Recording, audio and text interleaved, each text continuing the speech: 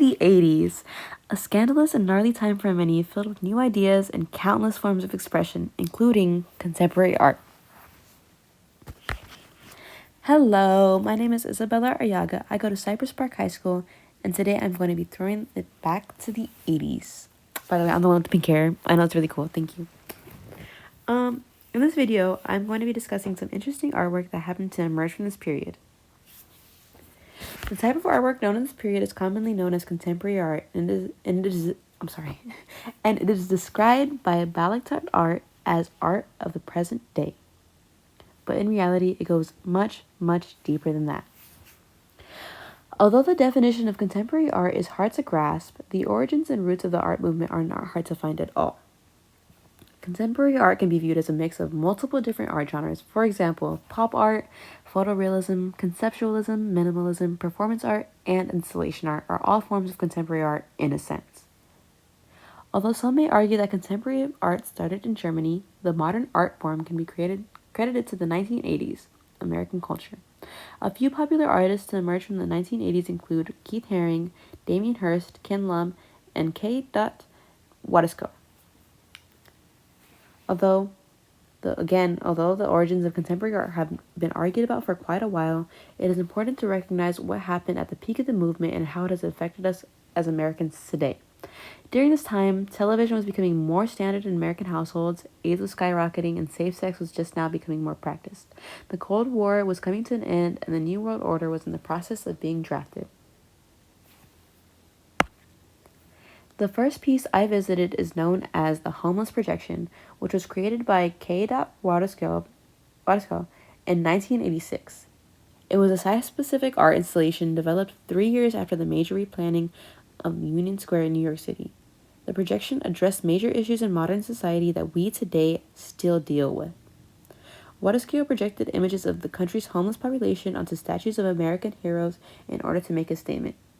By doing this, Wadasko addressed a major issue in American society: homelessness. The projection showed the hypocrisy of the American narrative by showing those left behind by those American heroes that we thought we could, look up to. And although America still struggles with ignoring the homeless population, Wadasko paved the way to speak more about the issue in detail. As we can see right here, we can see a homeless person actually begging for food. And, we see a less good-looking neighborhood projected onto this quote-unquote American hero who, helped Americans, even though we leave those who are poorer behind. The next artwork I visited is called Ken Moody and Robert Sherman, and it was created by Robert Mapplethorpe. Robert Mapplethorpe was a popular artist that was active from the 1970s to 1980s, and one of his most popular pieces is viewed right here. Although he was originally trained in sculptures and paintings, he felt his true passion was actually photography. Much of his artwork consisted of nude photos and homoerotic themes, and he preferred to keep things minimalistic with black and white color. Using 5 to 6 rolls of film, Mapplethorpe created this image we see right here of his two friends, Ken Moody and Robert Sherman.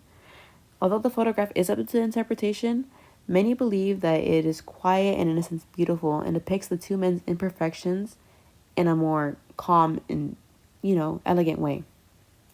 Even though the photo of the portrait of the two men is subject to interpretation, many people believe that it was created to appreciate the beauty and elegance of race and diversity together with these two men.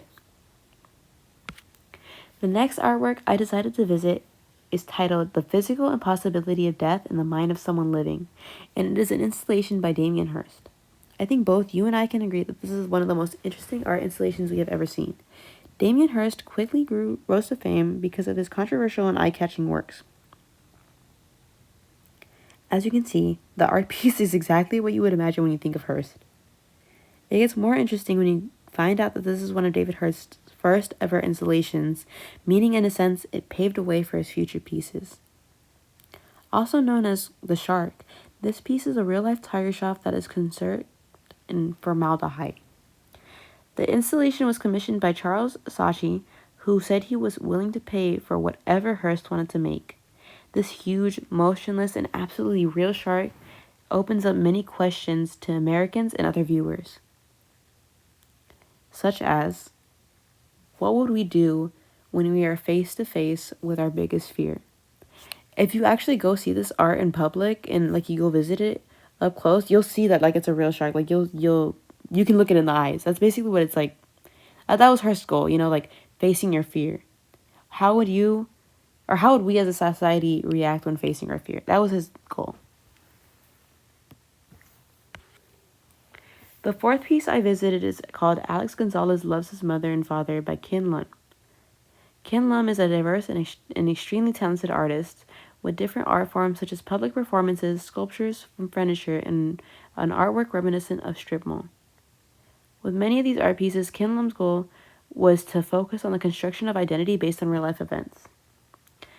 Lum's print features a Vancouver native just like himself, and the caption to the side further supports the fact that he loves discussing how life experiences and those who surround you affect who you turn out to be. Along with this, the affectionate words paired with a strong-looking teenage boy contrast each other, which leads viewers to question who raised this boy to grow up so strong, yet so fragile in a sense. Like with his loves his mother. You wouldn't expect the boy to say that, like a strong, masculine-looking boy to say that. That's basically what Lum was trying to say. Like he was commenting on how, no matter who you are, your family shapes you, where you're born shapes you, all of that. The next piece I visited is titled Cabeza, and it was created by Jean-Michel Basquiat. Basquiat was known to have a dramatic life, and it paved the way for his iconic and eye-catching paintings. This one not failing to show how he is.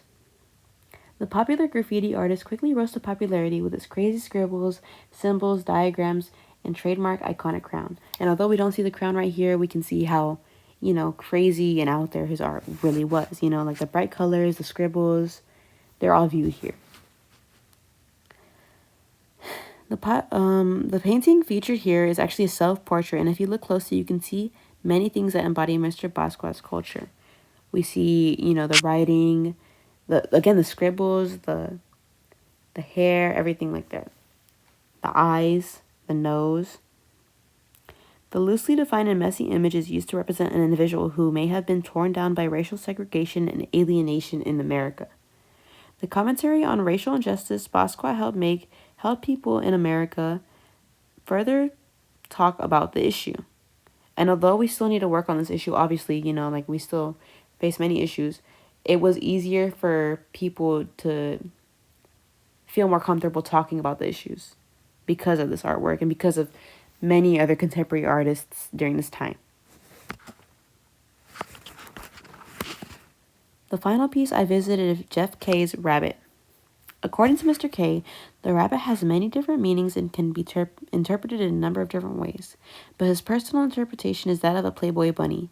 The sculpture of this 3-foot-tall rabbit represents sex, pleasure, luxury, but also has a bit of a toy and childish feeling, with innocence and excitement sparkling when you realize just how simple the sculpture really is. By simple, I mean it looks like a classic toy that we would play with when we were innocent and young. The rabbit is a perfect way to represent society. We are mixed with being adults and children all at once, handling the maturity while also wanting to keep the innocence of our childhood. The reflective steel of the bunny also makes us look at ourselves as we view the piece and question who we as a society truly are. Thank you.